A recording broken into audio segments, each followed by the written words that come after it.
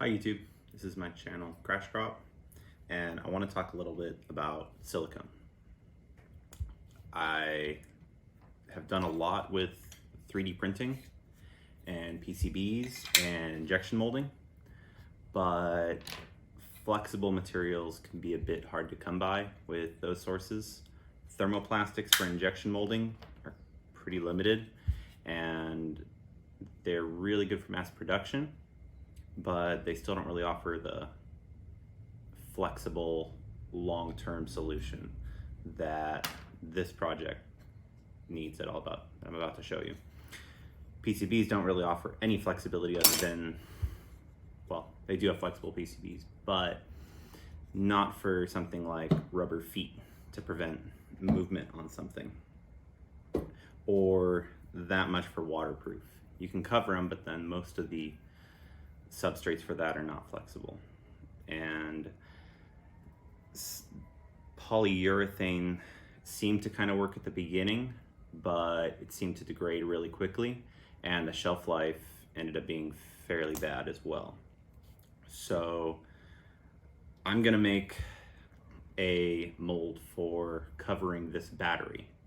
I also can't heat it up very much, and the silicone that you buy at a home improvement store is more like an RTV, which room temperature vulcanization can work, but you need to have a lot of exposure to oxygen.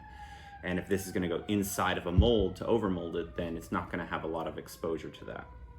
So it'll need to be something like a 2-part silicone like this, and I'll put it inside of this, which will have a mixing nozzle at the end, and we'll cast it and see what we get. So I'm going to start with mounting a new vise and cutting off some plastic, some polycarbonate. That can handle well over 150 degrees Fahrenheit, so we'll cut that. It'll be way faster than cutting aluminum, and we'll put some in there and try it. Let's get to it.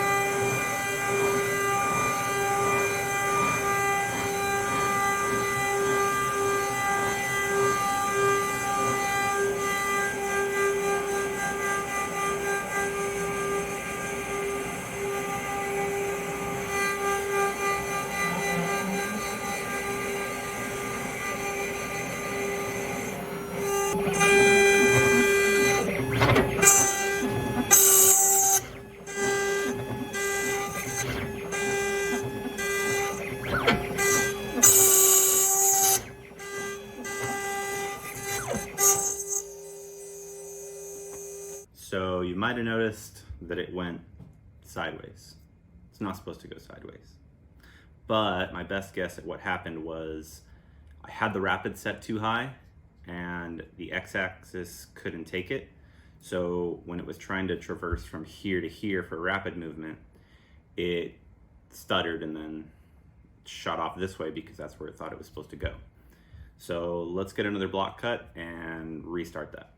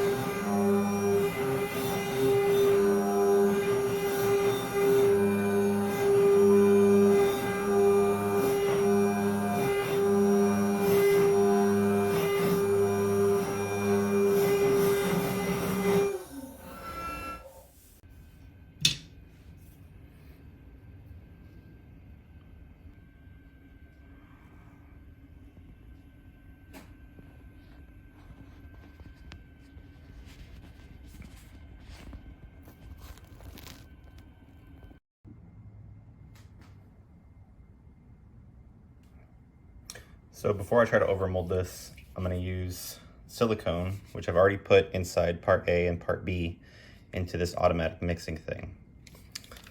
And they use these automatic nozzles, which as the silicone goes through, mixes it. We'll do a test one, make sure that it works before we try it overmolding a headlamp. So I'll fill this up. Normally, I'd want to put a vacuum on this. As you probably see, there's already a bunch of bubbles.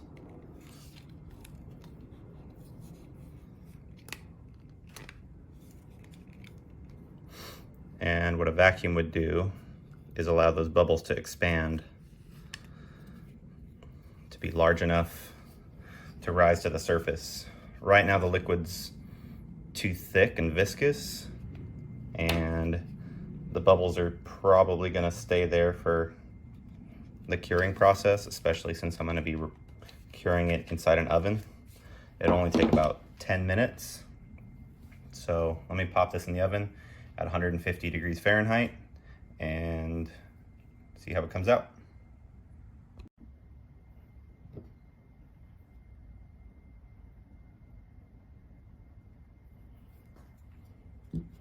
So there's definitely a lot of bubbles, but it seems to be fully cured. It's not sticky or anything.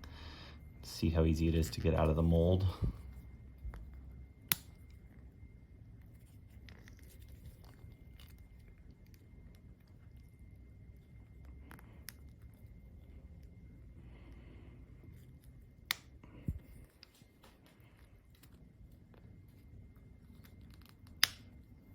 Definitely not easy to get out of the mold.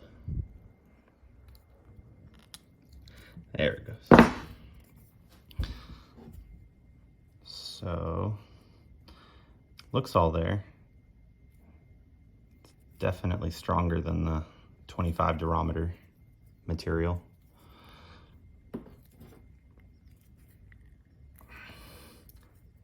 I think that'll be good.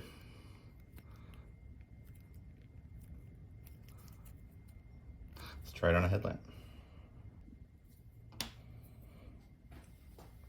So here's the current headlamp. Batteries attached with flexible epoxy, and we just need to put enough silicone in there so that this can go around it and protect it. So we'll want it to go that way. We'll set that in after.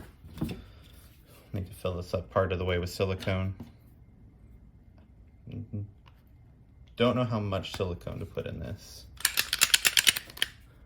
but if it's too much, I suppose it could also be trimmed off.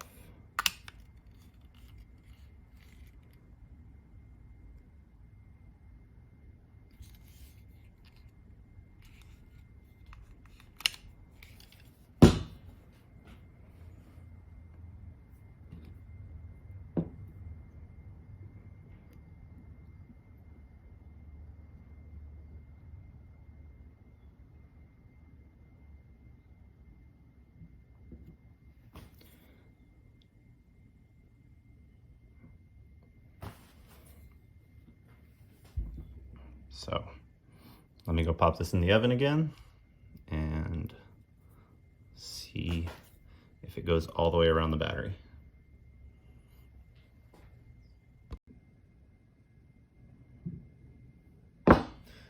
Here it is. Looks cured after 10 minutes. Let's see if it comes out.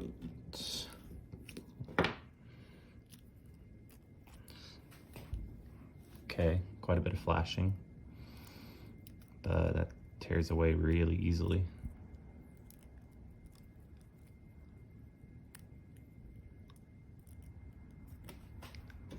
Still a little bit left in here. That also comes out really easy.